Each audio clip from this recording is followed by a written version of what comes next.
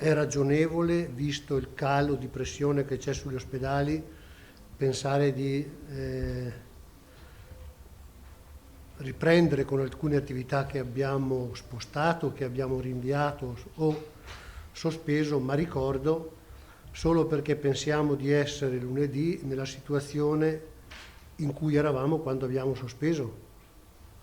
Un po' meglio forse siamo messi, no?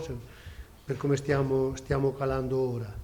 Nell'annunciare la riapertura delle attività ambulatoriali, il direttore generale Flor raccomanda che questo non significa abbassare la guardia. Oggi abbiamo 539 malati in rianimazione tra Covid e non Covid, su una 539, su una disponibilità di 670 posti letto.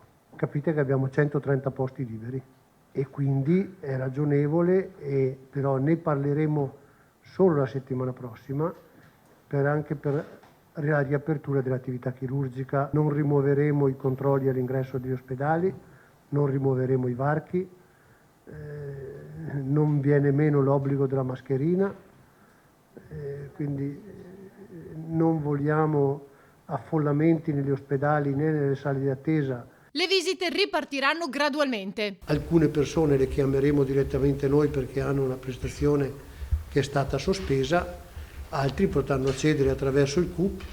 Con il consiglio di non chiamare solo in orario mattutino, ma anche nel pomeriggio per non intasare il centralino. Ma come sono calati i contagi? Una causa sola o due cause sole, forse solo gli scienziati che dicono tutto il contrario di tutto le conoscono. Io no.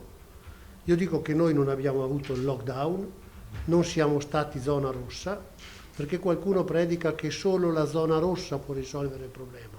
Noi non siamo stati zona rossa. Quindi abbiamo dei fenomeni che non hanno una spiegazione